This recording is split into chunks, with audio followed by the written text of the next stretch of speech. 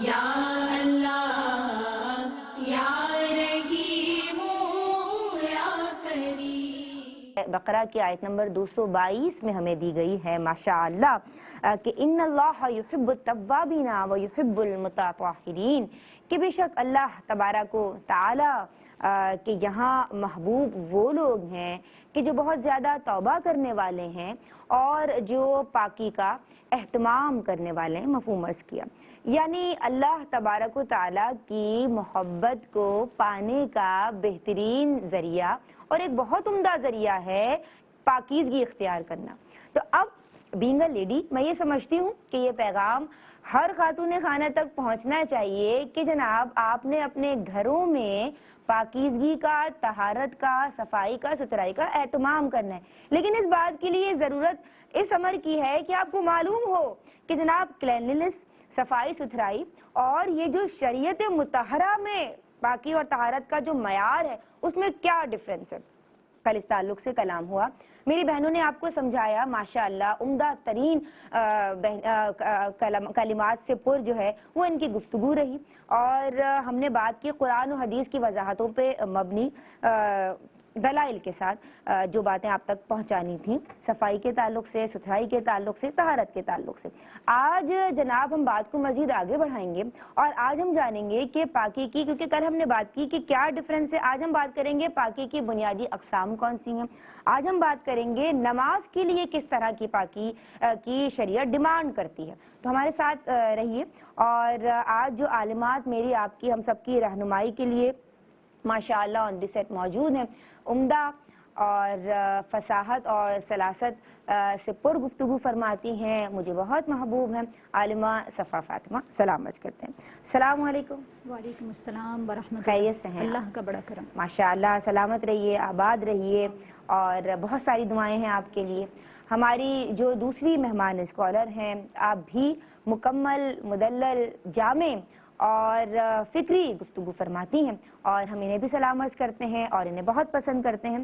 عالمہ صوبیہ شاکر، سلام عرض کرتے ہیں۔ السلام علیکم۔ وعلیکم السلام ورحمۃ اللہ وبرکاتہ۔ خیریت سے ہیں؟ الحمدللہ رب العالمین۔ سلامت رہیے، بہت ساری دعائیں آپ کے لیے۔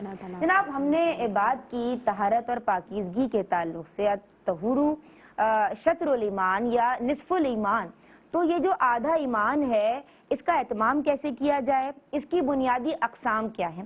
ہم چل رہے ہیں عالمہ صفا فاطمہ کے ساتھ۔ جی صفا۔ اعوذ باللہ من الشیطان الرجیم، بسم اللہ الرحمن الرحیم۔ دین اسلام میں پاکیزگی کو، طہارت کو، نظافت کو بہت زیادہ اہمیت حاصل ہے۔ یہی وجہ ہے کہ نبی کریم علیہ الصلوۃ والسلام پر جب ابتدائے اسلام میں احکامات نازل ہوئے، انہی احکامات میں جو طہارت ہے اس کی اہمیت کو بھی واضح کر دیا گیا، اور اس طرح سے ترغیب دلائی گئی کہ اللہ رب العزت نے ارشاد فرمایا وَثِيَابَكَ فَطَهِّرْ، یعنی آپ علیہ الصلوۃ والسلام اپنے لباس کی پاکی کا اہتمام فرمائیے۔ یقیناً سرکار علیہ الصلوۃ والسلام کا لباس مبارکہ ہمیشہ ہی پاک ہے۔ امت کو ترغیب دلانے کے لیے یہ حکم ارشاد فرمایا گیا کہ امت کے حق میں بھی اسی طرح حکم ہے کہ اپنے لباس کو، اپنے بدن کو جو ہے وہ پاک رکھیں اور پاکی کا اہتمام کریں، کیونکہ رب تعالیٰ پاک رہنے کو پسند فرماتا ہے۔ صحیح۔ یہی وجہ ہے کہ ہمیں دن میں 5 مرتبہ وضو کرنے کا، اور وقتاً فوقتاً غسل کرنے کا، اور اسی طرح پھر دیگر نجاستوں سے، آلائشوں سے اپنے آپ کو پاک کرنے کے مکمل احکامات بھی بیان فرمائے گئے، تاکہ ہم اس میں کسی قسم کی کوتاہی نہ کریں۔ اور اسلام کی جو نظافت کو پسندیدہ قرار دینا ہے، یا طہارت کو پسندیدہ قرار دینا ہے، پاکیزگی کو، صفائی ستھرائی کو، اس کی ایک بہت پیاری مثال مسواک سے بھی ملتی ہے کہ رسول اللہ صلی اللہ علیہ وآلہ وسلم نے اس کو اپنی پسندیدہ محبوب سنت قرار دیا ہے۔ سبحان اللہ۔ تو اس کا مطلب یہ ہوا کہ وضو، غسل وغیرہ یہ تو ہیں ہی، ان کا تو اہتمام کرنا ہی ہے، لیکن دین اسلام یہ پسند کرتا ہے کہ ہم مسواک کا بھی اسی طرح نبی کریم علیہ الصلوۃ والسلام کی سنت کو فالو کرتے ہوئے اہتمام کریں، اسی طرح اپنے اطراف کو پاک صاف رکھیں۔ یہی دین اسلام کا مقصود ہے کہ ہمارا اطراف بھی پاک ہو، ہمارا ذہن بھی پاک ہو، ہمارا دل بھی پاک ہو، اور ہمارا کل وجود پاک ہو جائے۔ سبحان اللہ۔ اور جہاں تک طہارت کی بنیادی اقسام کے حوالے سے آپ نے کوشچن کیا، تو دیکھیں سب سے پہلے تو یہ ذہن میں رکھیں کہ طہارت کہتے ہیں نجاست حقیقی اور نجاست حکمی سے خود کو پاک کرنا، یہ طہارت اچھا، کہلاتی ہے۔ صحیح۔ پھر اس میں دو قسمیں ابتداً بن جاتی ہیں، پہلی یہ کہ طہارت جسمانی اور دوسری ہے طہارت نفسانی یا طہارت روحانی۔ طہارت جسمانی پر پہلے کلام کر لیتے ہیں، اور اس سے مراد دو چیزیں ہیں، حدث کو دور کرنا اور اسی طرح نجاست کو زائل کرنا۔ جو ظاہری طور پر نجاست آپ کے بدن پر لگی ہوئی ہے، آپ کے لباس پر ہے یا آپ کے اطراف میں آپ سے متعلق کسی چیز پر ہے، تو اس کو دور کرنا بھی ہماری ذمہ داری ہے۔ اور اسی طرح اگر ہم حدث کی بات کریں تو حدث کہتے ہیں بے وضو ہونے کو یا بے غسل ہونے کو۔ تو ان دونوں نجاستوں سے پاک ہونا، جس کو جو ظاہری طور پر نظر نہیں آتی لیکن شریعت ان کی یہ حدث کی صورت میں ناپاک ہونے کا حکم دیتی ہے، اور پھر اس کو ہم اس طرح سے کیٹیگرائز کر دیتے ہیں کہ ایک حدث سے ایک نجاست کبریٰ یا حدث اکبر کہلاتی ہے اور ایک حدث اصغر کہلاتی ہے۔ بے وضو ہونا حدث اصغر، بے غسل ہونا حدث اکبر، دونوں سے پاک ہونا ہمارے لیے بعض اوقات تو لازم ہو جاتا ہے، جیسے نماز اگر ادا کرنی ہے تو اس کے لیے باغسل ہونا بھی ضروری ہے، باوضو ہونا بھی ضروری ہے، اور بعض اوقات باغسل ہونا یعنی پہلے سے باغسل آپ ہیں، دوبارہ غسل کرنا چاہتے ہیں سنت کی نیت سے یا مستحب کی ادائیگی کے لیے، تو بالکل اس کو بھی شریعت مطہرہ میں پسندیدہ قرار دیا گیا ہے، جیسے جمعے کے لیے غسل کرنا، یہ سب چیزیں جو ہیں وہ اضافی طور پر اگر اس کو کیا جائے، یا اسی طرح وضو کا جو عمل ہے وہ وقتاً فوقتاً ویسے ہی آپ عادت بنانے کے لیے کرتے ہیں، تو یہ عمل مستحب ہے اور اس پر ثواب بھی مرتب ہوتا ہے۔ اب آپ آ جائیں دوسری جانب کے طہارت روحانیہ، اس کے حوالے سے قرآن کریم میں بھی بہت زیادہ زور دیا گیا ہے کہ انسان اپنے ظاہر کو تو پاک کرے گا، لیکن ایک کامل مسلمان بننے کے لیے یہ بھی ضروری ہے کہ ہمارا دل بھی پاک ہو۔ یہی وجہ ہے کہ اللہ رب العزت نے ارشاد فرمایا ذَلِكَ أَزْكَى لَكُمْ وَأَطْهَرُ۔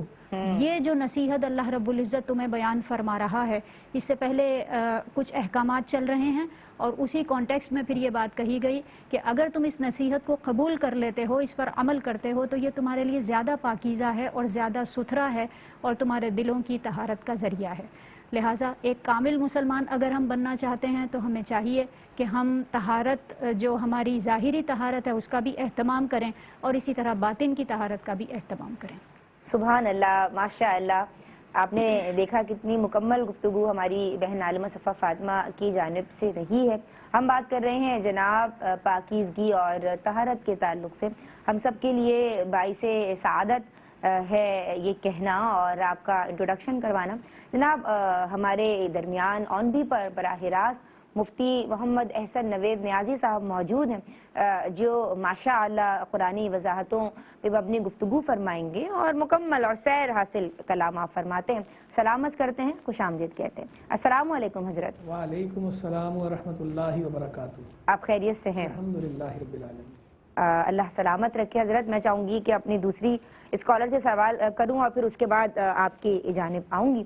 مجھے یہ بتا دیجئے عالمہ صوبیہ شاکر، ہم بات کر رہے ہیں طہارت کے تعلق سے، نماز کے لیے کس طرح کی پاکی جو ہے وہ اختیار کرنی چاہیے؟ شریعت مطہرہ کیا ڈیمانڈ کرتی ہے؟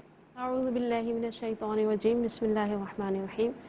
دیکھیں، طہارت نماز کی ایک بنیادی ایسی شرط ہے کہ نماز کی ابتدا اور نماز کی بقا دونوں اسی پر موقوف ہیں۔ سبحان اللہ۔ ہم سے جب ہم نماز پڑھنے کے لیے ابتدا کرنے والے ہوں، شریعت ہم سے مطالبہ کرتی ہے کہ نماز پڑھنے والے کا بدن حدث اکبر حدث اصغر دونوں سے پاک ہو، یعنی وہ باوضو ہو اور باغسل ہو، اس پر غسل وغیرہ فرض نہ ہو۔ جہاں تک بات کی جائے کہ اس کا ظاہری بدن لباس، تو اس پر نجاست حقیقیہ جو ہے وہ 1 درہم سے زائد موجود نہ ہو۔ اچھا۔ اسی طرح نجاست خفیفہ جو ہے اگر وہ کسی حصہ بدن پر یا لباس کے کسی حصے پر اتنی مقدار میں ہے کہ اس کے چوتھائی کو گھیرے ہوئے ہے، تو یہ بھی پھر نجاست ایسی ہے جو نماز کی ابتدا سے رکاوٹ بنے گی، ٹھیک تو ہے۔ اس سے پاک ہونا چاہیے۔ جہاں تک جگہ کا تعلق ہے تو جہاں پر نماز پڑھتے ہوئے اعضائے سجود لگیں گے اس جگہ کو فقہا نے فرمایا کہ یہ آلودگی اور نجاست سے پاک ہونی چاہیے۔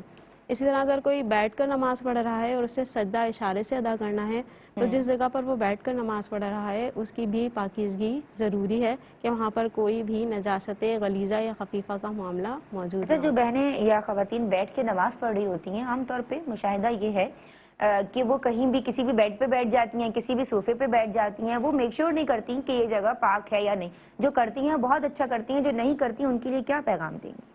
جی دیکھیں, اگر یوں معاملہ ہوتا ہے کہ ہمارا اپنا گھر ہے, میں پتہ ہے یہ میٹرس وغیرہ ناپاک ہو چکا ہے, صوفہ ناپاک ہو چکا ہے, ٹھیک ہے, تو اب اس کو پاک کرنا جو ہے اگر ممکن ہے تو کر لیں, لیکن اگر پاک کرنا ممکن نہیں ہے, نجاست تو جہاں بیٹھ کے پڑھیں وہاں کیا جائے نماز یا کوئی اس طرح کا عرض کپڑا؟ کرتی ہوں, نجاست جو ہے اس کا اثر کسی بھی طرح سے ختم کر کے اور وہاں پر کوئی موٹی چیز بچھا کر اس پہ نماز پڑھی جا سکتی ہے. اگر وہ سوکھ گئی ہے, یعنی کہ اگر میٹرس ہے اس کو دھونا مشکل ہے؟ جی بالکل, اگر وہ خشک ہو چکی ہے تو اس پر کوئی موٹی چیز بچھا کر اور اس کے اوپر بیٹھ کر نماز پڑھی جا سکتی ہے. موٹی چیز اب موٹی چیز کی تعریف یہ ہے کہ اگر ہم دیکھنا چاہتے ہیں چادر یا کوئی بھی چیز موٹی ہے یا باریک, تو اس کو فرش پر ڈال کر دیکھیں, اگر فرش نیچے سے چھلکتا ہے یا اپنا ہاتھ اس طرح اس میں داخل کریں, ناخنوں کا رنگ اگر نظر آتا ہے تو یہ باریک ہے, اور اگر نہیں تو پھر یہ کوئی بھی پتلی سی بھی چیز ہو تو وہ موٹی ہی شرعاً تصور کی جائے گی. یعنی مخملی چادریں میری بہنیں بچھاتی ہیں, کچھ قالین ٹائپ کے وہ خوبصورت سے جائے نماز جیسے الگ رکھے ہوئے ہوتے ہیں پاکیزہ, تو ویسے کپڑے بچھائے جا سکتے ہیں اور آپ نماز پڑھ سکتے ہیں. ٹھیک ہے, اس وقت ہم ایک بریک شامل کر رہے ہیں. جناب, آپ کے اذہان کے نقشوں پہ اگر پاکی اور طہارت کے تعلق سے سوالات ابھرتے ہیں تو جو نمبرز اپنے ٹی وی سیٹ پہ دیکھ رہے ہیں ہم سے رابطہ کیجئے. درود پڑھتے رہیے, ابھی لوٹتے ہیں. اللہم صلی. بسم اللہ الرحمن الرحیم. جناب, دین اسلام دین طہارت ہے, دین فطرت ہے, اور یہ ہر معاملے میں, ہر چیز میں ہی نفاست کو پسند کرتا ہے. اور اللہ تبارک و تعالیٰ کو بڑے محبوب ہوتے ہیں وہ لوگ کہ جو پاک و طاہر ہوتے ہیں, جو صاف ستھرے ہوتے ہیں, اور جو پاکیزگی کا اہتمام اپنے ہر معاملے میں رکھتے ہیں. اس میسج کے ساتھ آج کا پروگرام شروع بھی کیا تھا, اور اس میسج کو جاری رکھنا بہت ضروری ہے. ہمارے ساتھ آپ کی پسندیدہ عالمات, عالمہ صفا فاطمہ موجود ہیں, عالمہ صوبیہ شاکر موجود ہیں, آن بی پر براہ راست مفتی احسن نوید نیازی صاحب ہماری رہنمائی کے لیے موجود ہیں. حضرت کی سب چلتے ہیں, اور ہم بات کر رہے ہیں. حضرت بریک سے قبل ہماری بہنوں نے ہماری رہنمائی فرمائی ہے پاکی کی بنیادی اقسام کے تعلق سے, اور نماز کے لیے جو پاکیزگی اختیار کرنا ہے اس میں کون سی شرائط کو ملحوظ رکھنا ہے اور کس طرح کی پاکی اختیار کرنی ہے, اس تعلق سے کلام ہوا. میں چاہتی ہوں کہ آپ اس حوالے سے کلام فرمائیے, تبصرہ فرمائیے. بسم اللہ الرحمن الرحیم. صلی اللہ علیہ حبیب محمد وعلی آلہ وصحبہ وبارک وسلم. ماشاءاللہ, طہارت کے حوالے سے سیر حاصل گفتگو ہو چکی. میں ایک دوسرے زاویے سے ایک بات کر دیتا ہوں. نماز کے حوالے سے بات آئی تو طہارت پاکی کی بات تو ہو گئی, لیکن ایک بات جو ہے صفائی ستھرائی کے حوالے سے, کہ ہمارے ہاں یہ دیکھنے میں آیا ہے کہ بعض حضرات وہ ایسا کرتے ہیں کہ جو ان کے کام کے کپڑے ہوتے ہیں بھلے کتنے ہی میلے کچیلے کیوں نہ ہوں, تو نماز کا وقت ہو جائے تو وہ نماز پڑھتے تو ہیں چونکہ ان کی اچھی عادت ہے نماز پڑھنے کی, لیکن وہ کرتے کیا ہیں کہ نماز کے لیے اہتمام نہیں کرتے بلکہ انہیں میلے کچیلے کپڑوں کے اندر جو ہے نماز پڑھ لیا کرتے ہیں, اور اس کو بالکل وہ ایک بہت عام سی بات سمجھتے ہیں. تو یہ طرز عمل درست نہیں ہے. نماز کے لیے کپڑے آپ کے اچھے ہونے چاہیے, میلے کچیلے نہیں ہونے چاہیے, پاک صاف ہونے چاہیے. بلکہ فقہاء نے تو یہاں تک لکھا ہے کہ جو کام کاج کے کپڑے ہیں ان کام کاج کے کپڑوں میں نماز پڑھنا مکروہ ہے. نماز کے لیے لباس آپ کا ایسا ہونا چاہیے کہ جیسا آپ معززین کے سامنے استعمال کرتے ہیں, کہ جس طرح معزز لوگوں کے سامنے جانے کے لیے جو لباس استعمال ہوتا ہے, تو اللہ رب العالمین جل مجدہ اس کی بارگاہ کا ادب اسی کے اندر ہے کہ آپ کے کپڑے اچھے ہوں, آپ ویل ڈریسڈ ہوں, یعنی اچھے صاف ستھرے کپڑے پہن کر اللہ رب العالمین جل وعلا کی بارگاہ میں حاضر ہوں. کہ نماز پڑھتے وقت بندہ اللہ کی بارگاہ میں حاضر ہوتا ہے, بندہ اپنا تعلق دنیا سے کاٹ کے اللہ سے جوڑتا ہے. یہ جو بندہ اللہ اکبر کہتا ہے تو یہ اللہ اکبر اس کو تکبیر تحریمہ کہا جاتا ہے. تکبیر تحریمہ کہنے کی وجہ یہی ہے کہ اس تکبیر کے ذریعے آدمی نے اپنے اوپر وہ کام حرام کر لیے جو نماز سے پہلے یا نماز کے بعد اس کے لیے حلال تھے. اس تکبیر نے, اس اللہ اکبر کہنے نے اس کے لیے دنیا کے کام کاج نماز سے ہٹ کر وہ ناجائز کر دیے. اس کی لو اب اللہ سے لگ رہی ہے, اب وہ اللہ کے حضور حاضر ہو رہا ہے. تو اللہ کی بارگاہ کا جو پروٹوکول ہے وہ بندہ خود تصور کر لے کہ جیسے معززین کا پروٹوکول ہوتا ہے تو اللہ کی بارگاہ کا پروٹوکول کیا ہوگا. تو اللہ کی بارگاہ کا جو پروٹوکول ہے اسے بھی ملحوظ رکھنا چاہیے. اچھے کپڑے استعمال کرنے چاہیے نماز کے لیے, صاف ستھرے کپڑے استعمال کرنے چاہیے, اور دیگر جو شروط ہیں کپڑوں کی ان شروط کو بھی ملحوظ رکھنا چاہیے. بالخصوص جو ہے وہ ستر عورت کے حوالے سے جو لباس کی احتیاطیں ہیں انہیں بھی ملحوظ رکھنا ضروری ہے. دوسری بات یہ ہے کہ بعض لوگ یہ کہتے ہیں کہ جناب اللہ کا اور ہمارا معاملہ, یعنی وہ اللہ کے ساتھ ایک طرح کی فرینکنس شو کرنا جو ہے وہ چاہتے ہیں. بہت پیاری بات فرمائی ہے حضرت آپ نے. دیکھیں اللہ کے ساتھ، اللہ ہمارا خالق ہے، ہمارا مالک ہے، ہمارا رازق ہے، اور ہمارا محبوب حقیقی بھی وہی ہے، ہمارا مطلوب حقیقی بھی وہی ہے، وہ ہمارا آقا ہے. اس کے حضور جو ہے وہ ہمیں بے تکلفی نہیں دکھانی. بے تکلفی ہوتی ہے برابر والے کے ساتھ، اللہ اکبر، اللہ اکبر. بڑے کے ساتھ اس طرح بے تکلفی نہیں ہوتی. وہ اللہ مالک ہے، مالک کے ساتھ جو ہے وہ ہم بندے ہیں. عاجزی اختیار کیجیے. بالکل تواضع انکسار جو ہے وہ تو اپنی مخلوق کے ساتھ تواضع اختیار کرنے کا کہتا ہے. چاہے جائے کہ اس کے ساتھ، یعنی بندے کو تواضع اختیار کرنی ہے اس کی مخلوق کے ساتھ، وہاں بڑائی ظاہر نہیں کرنی، وہاں تکبر نہیں کرنا.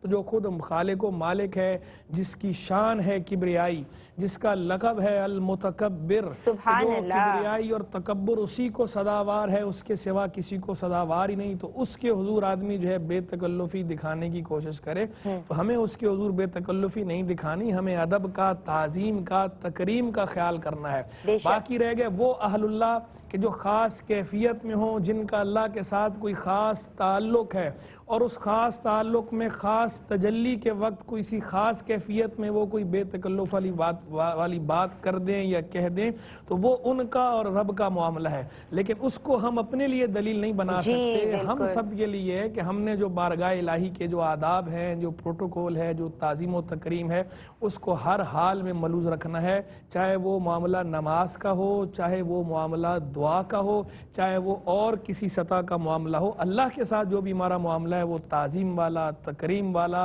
اور پروٹوکول کی رعایت کرنے والا ہونا چاہیے. اللہ تبارک و تعالی ہم سب کو اپنی بارگاہ کا حقیقی ادب کرنے کی توفیق رفیق مرحمت فرمائے. اللہم آمین. ماشاءاللہ جناب، آپ دیکھیے کہ کتنی اصلاحی گفتگو حضرت کی جانب سے ہوئی. بندہ کس طرح اپنے رب کے حضور حاضر ہو اور اس کو کس طرح سے عاجزی اور انکساری کا پیکر بننا ہے. یہاں بے تکلفی نہیں چلے گی جناب. میں عالمہ صفا فاطمہ آپ کی سمجھا رہی ہوں، اور مجھے یہ بتائیے، میرے ناظرین کو بتائیے کہ چھونے کے لیے، تلاوت کے لیے کس طرح کی پاکی اختیار کرنا ضروری ہے؟ جی دیکھیں، قرآن پاک کو چھونے کے لیے تو یہی آداب ہیں جو قرآن پاک میں بیان کیے گئے کہ بسم اللہ، ہم نے بات بھی کی ہے تلاوت کے ٹاپک الا المطہرین، کہ پاک لوگ ہی اس کو چھو سکتے ہیں قرآن پاک کو. اور اس کا مطلب یہ ہوا کہ جب ہم قرآن پاک کو چھونے لگیں یا اس کی آیت کسی جگہ لکھی ہوئی ہو، ہر جگہ کا یہی ادب ہے کہ آپ باوضو بھی ہوں اور باغسل بھی ہوں. اچھا. اور اس کے بعد پھر دوسرا اسٹیپ یہ ہے کہ اگر بالفرض آپ چھو نہیں رہے ہیں اور بغیر چھوئے قرآن پاک کو پڑھ رہے ہیں، تو پھر اس کے قرآن پاک کی تلاوت کے لیے بھی کم از کم اتنا ضروری ہے کہ آپ باغسل ہوں. اچھا جی، اسی لیے حضرت انس ابن عمر رضی اللہ تعالی عنہ سے مروی ہے کہ جو شرعی عذر سے ہیں خواتین یا حالت جنابت میں جو لوگ ہیں، وہ قرآن پاک کو نہیں پڑھ سکتے، اس کی تلاوت نہیں کر سکتے. اچھا. باقی رہا یہ معاملہ کہ اگر بالفرض کوئی شخص باغسل تو ہے لیکن بے وضو ہے، تو وہ اگر قرآن پاک کی کوئی آیت پڑھنا چاہیں، تلاوت کرنا چاہیں تو کر سکتے ہیں. لیکن مستحب زیادہ بہتر یہی ہے کہ قرآن پاک کی تلاوت عام امور میں بھی کی جائے تو باوضو کریں. اور بہرحال اگر بے وضو ہیں، جو شرعی عذر میں ہے وہ اگر مطلب باغسل نہیں ہے اور قرآن پاک کی مطلب پڑھائی کے لیے، تعلیم و تعلم کے سلسلے کے لیے اگر وہ پڑھنا چاہ رہی ہیں تو پھر کیا طریقہ ہوگا؟ جی، اس کا طریقہ بھی عرض کیا جا چکا ہے پہلے کہ قرآن پاک کو اگر آپ ظاہرہ چھو تو نہیں سکتے، تو پھر طریقہ کار یہ ہے کہ موبائل میں آپ کھول کر رکھ لیجئے، اپنے سامنے رکھ لیجئے، اور پچھلا سبق جب ریوائز کرنا ہوتا ہے تو اگر آپ اس کو دیکھ بھی لیں تو وہ آپ کے لیے کافی ہوتا ہے. بالکل. تو اس کو دیکھتے رہیں مسلسل تو وہ ذہن میں حاضر رہتا ہے، بھولتا نہیں ہے. اور پھر وہ موبائل کا استعمال کیا جائے، اس پر بھی آپ تلاوت نہیں کریں گے، پڑھیں گے نہیں، صرف دیکھیں گے اس کو. اچھا، سامنے رکھ کے اور اس کو دیکھ لیجئے تو اس سے سبق بھولتا نہیں ہے، وہ ایک روٹین میں رہتی ہے. بالکل بالکل. اچھا، مجھے یہ بتائیے، آپ کی بات مکمل ہو گئی؟ جی بالکل. ٹھیک ہے، میں آپ کی سمت آؤں گی. صوبیہ شاکر، روزہ بھی عبادت ہے اور دین اسلام کا ایک اہم رکن بھی ہے. روزے کے لیے یعنی اس فرض عبادت کے لیے یا اس بدنی عبادت کے لیے اچھا کس طرح کی پاکی اختیار کریں گے؟ لیکن اس وقت کالر ہمارے ساتھ ہیں. جی السلام علیکم. السلام ورحمۃ اللہ وبرکاتہ۔ وعلیکم السلام ورحمۃ اللہ وبرکاتہ۔ میری بہن کیا نام ہے اور کیا سوال کرنا چاہتی ہیں؟ میں پنڈی سے رافعہ بات کر رہی ہوں، آپ کیسی ہیں؟ جی رافعہ، آپ کیسی ہیں بتائیے؟ الحمدللہ الحمدللہ۔ جی میں بھی الحمدللہ علی کل حال۔ کیا سوال لے کے آئی ہیں رافعہ؟ میں یہ پوچھنا چاہ رہی تھی کہ رمضان میں نا آخری عشرہ تھا اور کہتے ہیں نا ایک دم سے بیماری شروع ہو گئی، وہ بیماری تھی، پیریڈز نہیں تھے، ناپاکی ہوگی، تو وہ کیا روزے ہمیں دوبارہ رکھنے پڑیں گے؟ حالانکہ وہ پیریڈز نہیں ہوتے۔ میری بڑی بہن ہے 60 سال کی ہیں، تو ان کو اچانک بلیڈنگ شروع ہو گئی تھی، تو اس میں آپ کیا کہتے ہیں، وہ روزے دوبارہ رکھنے پڑیں گے؟ ٹھیک ہے، ٹھیک ہے جی، بہت شکریہ آپ نے ہمیں کال کی۔ ایک اور سوال ہے، بتائیے رافعہ۔ آپ ہمیں دوبارہ کال کر سکتی ہیں، ہماری ریگولر کالر رہی تھیں لیکن مصروف ہوتی ہیں۔ آپ سب کا بہت شکریہ، آپ لوگ ہمیں کالز کرتے ہیں۔ جی روزے کے جی جی بس وہ آخری پوائنٹ رہ گیا ہے کہ وہ اگر کوئی شخص مطلب خواتین اگر شرعی عذر سے ہیں اور تلاوت کی نیت سے نہیں پڑھ رہی، دعا کی نیت سے یا اذکار کی نیت سے بعض اوقات پڑھتے ہیں، جزء آیت پڑھتے ہیں، تو یہ درست ہے۔ باقی یہ ہے کہ قرآن پاک کا اگر ترجمہ ہے وہ کسی بھی زبان میں ہو تو اس کا یہی ادب ہے کہ آپ اس کو نہیں چھوئیں گے، اور باقی یہ احکام جو بیان کیے ہیں تلاوت کے حوالے سے ان کو ذہن میں رکھا جائے۔ ٹھیک ہے جی، بچوں پہ حفاظتی دعائیں پڑھ کے دم کی جاتی ہیں تو وہ دعا کی نیت سے پڑھیں، دعا کی نیت سے پڑھیں، تلاوت کی نیت سے۔ تلاوت کی نیت بالکل نہیں۔ یہ بات آپ نے پہلے بھی بتائی تھی لیکن بالکل یاد دہانی کرانی چاہیے۔ ایک اور کالر جی، السلام علیکم۔ وعلیکم السلام۔ جی میری بہن کیا نام ہے، کیا سوال ہے؟ خوش آمدید۔ جی میں منتشا گھوٹکی سے بات کر رہی ہوں۔ گھوٹکی سے بات کر رہی ہیں، کیسی ہیں بہن آپ؟ الحمدللہ، آپ بتائیں۔ الحمدللہ، کیا سوال لے کے آئی ہیں؟ جی وہ میں بول رہی ہوں کہ کوئی بزرگ ہے ہماری، تو وہ بار بار واش روم جاتی ہیں، نہیں جا سکتی، اس کو یورین وغیرہ لگ جاتی ہے، پھر وہ بار بار کیسے چینج کرے کپڑے، کیسے پاکی رکھے؟ اچھا جی، بہت شکریہ آپ نے ہمیں کال کی۔ السلام علیکم، ایک اور کالر۔ السلام علیکم۔ وعلیکم السلام۔ دیکھیے میرا پہلا سوال یہ ہے کہ اگر وضو کے بارے میں ہمیں یقین ہے کہ 90% میرا وضو ہے، تھوڑی دیر پہلے میں نے کیا تھا، اس کے باوجود میں دل کو تسلی نہیں ہے کہ بھائی شاید دیر ہو گئی ہے، پتہ نہیں میں نے کیا یا نہیں کیا، پھر میں اگر بار بار وضو کروں اور مطلب یہ کہ نماز سے پہلے پھر کہ اذان ہو جائے پھر ایک دفعہ فریش وضو کر لوں گی، تو اس میں پانی کے ضیاء کا گناہ تو نہیں ہوگا؟ ٹھیک ہے جی جی۔ دوسرا سوال میرا یہ ہے کہ ابھی فرمایا کہ کپڑے جو ہے وہ چینج کر کے بہت اچھے مطلب طریقے سے صاف ستھرے نماز پڑھیں، تو اس میں جو ہے جیسے گھر کی خواتین آپ کو پتا ہے 5 وقت کی نماز میں ماشاءاللہ سے گھر کے کام بھی ہوتے ہیں، آفس کا کام بھی ہوتا ہے، اتنے بزی ہوتے ہیں، تو اگر ہم یہ ہر دفعہ مطلب کپڑے چینج کرنے کا پھر ایک الگ سے ٹینشن ہو جائے گی کہ بھائی اچھے کپڑے چینج کرنا ہے، کیونکہ روزانہ ہم چینج نہیں کرتے، نہ ٹائم ہوتا ہے روزانہ چینج کرنے کا، 2 دن 3 دن پہنے ہوئے ہیں ایک ہی کپڑے نا، لیکن صاف ہے الحمدللہ، اس میں کوئی ایسی چیز نہیں ہے، تو احتیاط تو اپنی طرف سے کرتے ہیں، لیکن اگر ہر دفعہ مطلب یہ خیال ہو تو اس میں ایک الگ ٹینشن لگ جائے گی۔ 5 وقت کی نماز ماشاءاللہ جلدی جلدی ٹائم ہو رہا ہوتا ہے اور اس کے بعد اذکار وغیرہ بھی ہوتے ہیں، تو اس کے بارے میں تھوڑا بتا دیجیے کہ چینج کرنا کیا ضروری ہے روزانہ؟ اچھا جی، بہت شکریہ آپ نے ہمیں کال کی۔ اچھا کچھ پروگرامز پہلے سفر نے ایک آئیڈیا بڑا اچھا دیا تھا کہ ایک ڈریس آپ الگ ہی رکھ لیں اور وہ ڈریس آپ کی نماز کا ہی ہو، اور آپ نے جب نماز کے لیے اللہ کے حضور جانا ہے تو آپ وہی ڈریس پہن لیں، لیکن اب یہ بھی اگر چینج کرنے میں بھی ٹائم لگ رہا ہے تو کیا کیجئے، جناب حضرت کے سمجھ جائیں گے اور اپنی بہنوں سے عالمات سے بھی پوچھیں گے اس بریک کے بعد۔ بسم اللہ الرحمن الرحیم، السلام علیکم ورحمۃ اللہ۔ جناب دین اور خواتین میں آپ کا خیر مقدم ہے۔ بات ہو رہی ہے طہارت اور پاکیزگی کے تعلق سے، آپ کی کالز بھی شامل کر رہے ہیں، میرے پاس کانٹینٹ کے سوالات بھی موجود ہیں، آپ کی پسندیدہ عالمات اور مفتی صاحب ہماری رہنمائی فرما رہے ہیں۔ ایک کالر بھی ہمارے ساتھ ہیں جی، السلام علیکم۔ السلام علیکم بہن، بات کیجئے، آپ آن ایئر ہیں۔ السلام علیکم جی۔ وعلیکم السلام ورحمۃ اللہ۔ جی جی بہن، آپ کہیے کیا کہنا چاہتی ہیں؟ آپ کا پروگرام بہت اچھا ہے۔ اچھا آج اس موضوع پہ بات ہو رہی بہت اچھا ہے، لیکن میں ذرا یہ اپنے بہت سے مسلمان اپنے بہن بھائیوں کو اور اسپیشلی اپنے جو میری فیملی میں بہت سے لوگ طہارت کا بہت انتظام کرتے ہیں، نماز روزے کا فرض بھی اور نوافل بھی، لیکن دلوں میں جو ہے وہ بہت ہی صفائیاں نہیں ہیں، دلوں کی پاکیزگی کا طہارت کا اہتمام نہیں کرتے۔ دیکھیں ہم لوگوں نے اس حوالے سے بات کی، میں گفتگو کرواؤں گی۔ کوئی خاص سوال ہے اس تعلق سے آپ کا؟ جی بہت شکریہ، آپ نے ہمیں کال کی. ہم ایک اور میسج بھی لیں گے پروگرام کے اختتام پر. مجھے یہ بتائیے کہ ہم روزے کے تعلق سے سوال آپ کے سامنے لے کے آئے تھے کہ اب کون سی پاکی اور کس طرح کی پاکی کا اہتمام ضروری ہے؟ دیکھیں بظاہری اعتبار سے اگر ہم دیکھیں روزہ ایک بدنی عبادت ہے، نماز بھی ایک بدنی عبادت ہے. ہاں. لیکن ان کے اندر یوں ضروری نہیں ہے، مطلب نیو ریلیشن شپ نہیں ہے ان دونوں کا، کیونکہ نماز کے لیے ظاہری پاکیزگی یہ بہت زیادہ ضروری ہے. لیکن روزے میں اگر کوئی بے وضو ہے وہ روزے کی نیت کرے، اس کے روزے کی ابتدا ہو جائے گی. ٹھیک ہے. اسی طرح اگر اس پہ غسل فرض ہے اور وہ روزے کی نیت کرے، اس کے روزے کی ابتدا ہو جائے گی. لیکن خواتین کے لیے یہاں پہ مسئلہ یہ ہے کہ ان کے جو مخصوص ایام ہوتے ہیں ابتدا ہو جائے گی لیکن پورا روزہ تو نہیں گزار سکے گا نا وہ پھر. وہ تو پھر ظاہر ہے روزہ تو اگر ناپاکی کی حالت میں بھی پورا کیا تو روزہ تو پورا ہو جائے گا. نمازیں قضا کرنے اور اس کی نماز کے لیے غسل نہ کرنے اس بات کا گناہ ملے گا، لیکن روزہ تو پورا ہو جائے گا.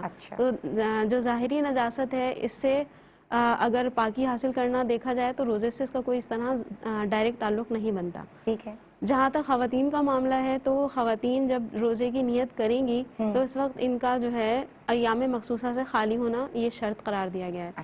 یعنی اگر کسی خاتون کے پیریڈ کنٹینیو ہیں تو اس وقت وہ روزے کی نیت کریں بھی تو وہ روزہ ان کا ہوگا نہیں، شرعاً یہ کاؤنٹ نہیں ہوگا. اور جہاں تک ہے کہ ان ایام کے روزوں کی قضا ہوتی ہے یا نہیں ہوتی، تو نماز کی قضا نہیں ہوتی ان ایام میں لیکن روزوں کی قضا ہوتی ہے. اب روزہ شبے میں چھوڑ دیا گیا کہ لگا کہ بھائی یہ مطلب ایام کا معاملہ تھا، لیکن بعد میں پتہ چلا کہ بیماری کا معاملہ تھا. تو ظاہری بات ہے بیماری اگر پہلے ہی ان کو پتہ چل جاتا تو روزہ ظاہر نہیں چھوڑتی وہ اس میں. تو روزے کی قضا تو اگر ایام تھے تب بھی کرنی ہی تھی، ہر حال میں قضا ہی ہے. تو دونوں صورتوں میں اور اب چونکہ بیماری کی حالت میں بھی اگر آپ نے چھوڑے ہیں تو روزے کی قضا تو بہرحال آپ کریں گی. قضا تو بہرحال کرنی ہے. ٹھیک ہے.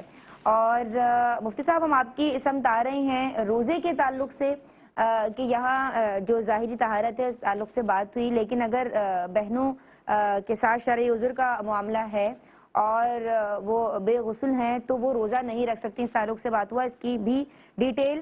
اور تلاوت کے لیے بھی ہم نے بات کی پاکیزگی کے تعلق سے، تو میں چاہتی ہوں کہ آپ اس پہ تبصرہ فرمائیں. دیکھیں جہاں تک تلاوت کی بات ہے تو تلاوت کرنے کی تو اجازت نہیں ہے اس حالت میں جب مخصوص ایام ہو. تلاوت تو نہیں کر سکتی، لیکن اگر اوراد و وظائف پڑھنا چاہتی ہیں تو اوراد و وظائف پڑھنے کی بالکل اجازت ہے. اور قرآن مجید فرقان حمید کی بھی وہ آیات جن کا تعلق دعا کے ساتھ ہے، جن میں کوئی دعا مانگی جا رہی ہو تو وہ آیات بھی بطور دعا پڑھی جا سکتی ہیں. تلاوت کی نیت سے تو نہیں پڑھ سکتے لیکن دعا کی نیت سے پڑھی جا سکتی ہیں، دم کی نیت سے پڑھی جا سکتی ہیں. اسی طرح جو چاروں کل ہیں ان کو بطور وظیفہ پڑھا جاتا ہے، دم کے لیے پڑھا جاتا ہے. آیت الکرسی، سورہ فاتحہ، تو یہ جو چاروں کل ہیں ان کو بھی پڑھنے کی اجازت ہے اس حالت میں. لیکن اس میں یہ خیال ملوز رکھنا ہوگا کہ لفظ کل ہٹا کر پڑھا جائے گا. جیسے سورہ اخلاص ہے ویسے تو قل هو اللہ احد ہے، لیکن اگر اس حالت میں بطور دعا یا بطور وظیفہ پڑھنا ہو یا دم کی نیت سے پڑھنا ہو تو لفظ کل ہٹا کے پڑھیں گے هو اللہ احد. اس کی کیا حکمت ہے کہ اس کی وجہ یہ ہے کہ اصل میں لفظ کل کے ساتھ جب پڑھیں گے نا تو آپ بھلے اس کے اندر نیت دعا کی یا ورد کی وظیفے کی کر لیں، لیکن پھر اس کا معنی اور مفہوم اس طرح کا بنتا ہے کہ وہ تلاوت متعین ہو جاتی ہے. اچھا. تو اس وجہ سے لفظ کل ہٹا کے پڑھا جائے تاکہ اس کا تلاوت ہونا متعین نہ ہو، وہ ورد وظیفہ یا دعا شمار ہو جائے. اچھا ٹھیک ہے. اس وجہ سے جو ہے وہ لفظ کل اس کے اندر جو ہے وہ ہٹایا جائے گا، مائنس کیا جائے گا اگر اس حالت کے اندر یہ پڑھنا ہے تو. باقی جو ہے وہ دیگر جو اوراد و وظائف ہیں جو بعض خواتین یہ سمجھتی ہیں کہ شاید اس حالت میں کوئی کسی قسم کی دعا پڑھی نہیں جا سکتی یا کوئی ورد وظیفہ کیا ہی نہیں جا سکتا، تو دعائیں پڑھی جا سکتی ہیں، اوراد و وظائف بھی پڑھے جا سکتے ہیں. اللہ تبارک و تعالیٰ کے جو اسماء ہیں، الاسماء الحسنى، اللہ کے اچھے نام جو ہیں یہ سارے اچھے نام یہ بھی پڑھے جا سکتے ہیں، کوئی حرج نہیں ہے، بلکہ پڑھنے بھی چاہیے. جو ہے ان ایام کے اندر بھی کچھ نہ کچھ عبادت کا تسلسل جاری رہنا چاہیے تاکہ جو ہے وہ نحوستوں سے دور رہیں. یہ جو جنوں کے معاملات ہیں، بندش کے، آسیب کے، اثرات کے، یہ اکثر شکایتیں آتی ہیں کہ یہ جو شکایتیں کی جاتی ہیں کہ جناب یہ گھر میں یہ معاملہ ہو گیا، یہ ہو گیا. دیکھیں کچھ تو خواتین بھی سر پکڑ کے بیٹھ جاتی ہیں کسی نے کچھ کرا دیا ہے. جی کچھ کرا دیا. کچھ تو خیر باتیں جھوٹی ہوتی ہیں لیکن کچھ ریئل کیسز بھی ہوتے ہیں. اب وہ ریئل کیسز کے اندر یہ ہے کہ دیکھیں جو گندی چیزیں ہیں وہ گندگی پر آتی ہیں. جب جو ہے وہ طہارت کا اہتمام ہو، اللہ اور اللہ کے رسول علیہ السلام کے ذکر کا اہتمام ہو تو اس وقت یہ چیزیں قریب نہیں آتی، قریب نہیں پھٹکتی. تو اس لیے بندہ جو ہے ان چیزوں کی احتیاط بھی ملحوظ رکھے اور کچھ نہ کچھ پڑھتا رہے، ورد کرتا رہے، وظائف پڑھے، اللہ تبارک و تعالیٰ کے جو نام ہیں، اللہ کا ذکر ہے، اللہ کا ذکر کرتے رہیں. تو بالکل ایسے نہیں رہنا چاہیے کہ اللہ کا ذکر سرے سے ہی نہ کریں. تو اس چیز کو بھی بہرحال جو ہے ملحوظ رکھا جائے. اور باقی رہ گئی یہ بات، وہ پہلے بھی جو ہے وہ کی جا چکی ہے، پہلے بھی اس کی وضاحت میں کر ہی چکا ہوں کہ یہ جو ہم فرق کرتے ہیں تعلیم و تعلم کا اور چھونے والا، تو بتایا تھا کہ چھونے کے معاملے میں جو ہے وہ فرق نہیں ہے. لکھنے کے اندر بھی یہ فرق نہیں ہے. کوئی کہے کہ جناب تعلیم و تعلم کی نیت سے جو ہے وہ اس کو ہم جو ہے وہ چھو لیں یا لکھ لیں، تو اس کی اجازت اس حالت میں نہیں ہے. بے غسلی حالت میں غسل ہونا اس کے لیے ضروری ہے. اور روزے کے تعلق سے بے غسلی حالت کا جی روزے کے تعلق سے بھی یہ ہے کہ اس میں روزہ تو معاف نہیں ہوتا، یعنی رخصت ہوتی ہے. معافی میں اور رخصت میں فرق ہے.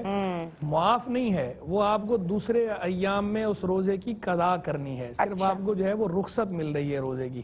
نماز معاف ہو گئی اور روزے کی جو ہے رخصت ہے. نماز کی معافی ہے، بعد میں آپ کو پڑھنی نہیں ہے، لیکن جو روزہ ہے اس روزے کی آپ کو بعد میں قضا کرنی ہے. جی وہ معافی نہیں ہے، وہ رخصت ہے، بعد میں آپ نے اس روزے کو قضا کرنا ہے. ٹھیک ہے حضرت. اچھا مجھے یہ بتائیے، میرے پاس کالرز کے سوالات ہیں. رافیہ بہن نے پوچھا ہے کہ رمضان کے آخری عشرے میں اگر شرعی عذر والا معاملہ ہو جاتا ہے، بیماری انہوں نے کہا اگر معاملہ ہو جاتا ہے، تو اب وہ روزے دوبارہ رکھے جائیں گے؟ انہوں نے جس طرح اس کو بیان کیا، انہوں نے کہا کہ وہ شرعی عذر نہیں ہے، وہ بیماری تو ہے لیکن شرعی عذر نہیں ہے. جی جی. تو چونکہ جب بیماری ہے، شرعی عذر نہیں ہے، تو لہذا روزہ تو ہے، روزہ رکھنا پڑے گا. شرعی عذر کی حالت میں روزے کی رخصت ملے گی. یہ شرعی عذر نہیں، اگر انہوں نے روزے نہیں رکھے تو پھر اس کی قضا ہوگی. جی قضا ہوگی. قضا تو ویسے بھی کرنی تھی، یعنی اگر جو ہے وہ شرعی عذر ہوتا تو اس بنا پہ بھی جو ہے وہ روزے کی قضا تو بعد میں کرنی ہی تھی. بس فرق یہ ہے کہ اس شرعی عذر کی حالت میں جو ہے روزہ نہیں رکھنا، بعد میں قضا کرنا ہے. لیکن شرعی عذر نہ ہو، صرف بیماری ہو، تو روزہ رکھنا ہی ہے، اور اگر نہیں رکھیں گے جان بوجھ کے تو اس کا گناہ ہوگا. اس کی توبہ بھی لازم ہوگی. لیکن اس بیماری کی حالت میں وہ روزہ رکھیں گے. روزہ رکھیں گے. اچھا. گھوٹکی سے میری بہن نے پوچھا کہ کوئی بزرگ خاتون ہے، شاید ان کی والدہ ہیں یا کوئی اور بڑی بزرگ ہیں، اور ان کو یورین کا مسئلہ رہتا ہے اور بار بار واش روم وہ نہیں جا پاتی ہیں، تو اب پاکی کا اہتمام وہ کیسے کریں گے؟ دیکھیں طہارت کا اہتمام تو بہرحال خیر کیا ہی جائے گا، اور جو بھی ان کی میڈ وغیرہ ہوتی ہیں ایسے موقع پر جو رکھی جاتی ہیں، تو وہ ان کو جس طرح طہارت کا اہتمام کراتی ہوں گی تو اس میں کپڑے بھی تبدیل کیے جا سکتے ہیں. اچھا. وضو کے تعلق سے سوال آیا حضرت کہ ان کو یقین ہے کہ 90% ان کا وضو ہے، لیکن دل کو تسلی نہیں آ رہی ہے، تو اذان کے فوراً بعد انہوں نے تازہ وضو کیا، اس طرح وہ بار بار کرتی ہیں، تو کیا یہ اسراف ہے، پانی کا ضیاع ہے؟ پہلا سوال تو یہ ہے کہ جب 90% ان کو یہ ہے کہ ہے، تو پھر دل کو تسلی کیوں نہیں ہو رہی؟ تو اول تو خیر پہلے یہ سمجھ لیں کہ 90% والی جو کیفیت ہے نا، یہ یقین ہوتی نہیں ہے. یقین تو 100% ہوتا ہے، وہ تو شور ہے نا، 100% شور ہوگا تو یقین ہوگا. 90% والی صورت یقین تو نہیں ہے، لیکن بہرحال یہ ظن غالب ہے. 10% جو ہے ان کو جو ہے ظن یہ ہے کہ وضو نہیں ہے، اور 90% یہ ہے کہ وضو ہے، تو یہ ظن غالب ہے. اور فقیات کے باب میں ظن غالب یقین کے حکم میں ہوتا ہے. لہذا اس صورت میں وضو نہ کریں، وضو ان کا ہے. لیکن یہ اس صورت میں جب کہ ان کو یہ کنفرم ہو، 90% ہو بھلے کہ میں نے وضو کیا ہے. اگر ان کو اسی میں شک ہے کہ میں نے وضو کیا ہے یا نہیں کیا، تو میں نے کل بھی اس پہ عرض کیا تھا کہ جب یہ شک ہو کہ وضو کیا ہے یا نہیں کیا، تو اس صورت میں وضو نہیں ہوتا، وضو کرنا ہوتا ہے. کیونکہ جو یہ قاعدہ ہے الیقین لا یزول بالشک، یقین شک کی بنا پر زائل نہیں ہوتا، یہ اس وقت جاری ہوتا ہے جبکہ آپ کو وضو کرنے کا یقین ہو. اور ٹوٹنے میں شک ہے، جبکہ جو پہلی صورت جو میں نے ابھی بیان کی کہ جس کے اندر آپ کو وضو کرنے کا ہی شک ہے، تو پھر تو وہ بنائیں گے. اس کے اندر جو پیچھے چونکہ یقین اس کے پیچھے موجود ہی نہیں ہے کہ وہ یقین اور شک والا قاعدہ یہاں جاری کیا جا سکے، تو اس صورت میں بہرحال جو ہے وضو کرنا پڑے گا. اچھا حضرت، گھر کی خواتین کام کاج کے کپڑوں میں جو کہ صاف ہیں بظاہر، نماز پڑھ رہی ہیں، اب وہ کہہ رہی ہیں بار بار بدلیں، کوئی سمجھ نہیں آ رہی، کیا کریں؟ لیکن بہتر تو یہ ہے کہ الگ سے نماز کے لیے، جیسے کہ ابھی آپ نے خود بھی ذکر کیا ہی ہے کہ نماز کے لیے الگ سے ایک لباس رکھ لیں، یہ سب سے اچھی صورت یہ ہے. باقی لیکن اگر جو ہے وہ صاف ستھرے کپڑے ہیں اور وہ مناسب اور معقول کپڑے ہیں، ایسے کپڑے نہیں ہیں کہ کسی کو دیکھ کر جو ہے وہ گھن محسوس ہو یا ایسے عجیب و غریب لگتے ہوں، پھر انہی کپڑوں کے اندر بھی جو ہے وہ نماز پڑھی جا سکتی ہے. ٹھیک ہے جناب. طہارت کا انتظام میری بہن نے کال کی کہ ان کے خاندان میں ماشاءاللہ ہوتا ہے، بھرپور ہوتا ہے، لیکن دلوں کی طہارت کا اہتمام نہیں ہوتا. دلوں میں وہی کینے ہیں، وہی بغض ہیں، کیا کریں حضرت؟ دیکھیں طہارت جس طرح جسمانی طہارت کا خیال کرنا، ظاہری اور حسی طہارت کا اہتمام کرنا ضروری ہے، شریعت کی طرف سے اس کا مطالبہ ہے، تو قلب کی طہارت کا مطالبہ تو اس سے زیادہ درجے کا ہے. اور کل بھی اس پہ میں نے بڑی ڈیٹیل میں گفتگو کی تھی کہ قلب کی طہارت بہت زیادہ ضروری ہے.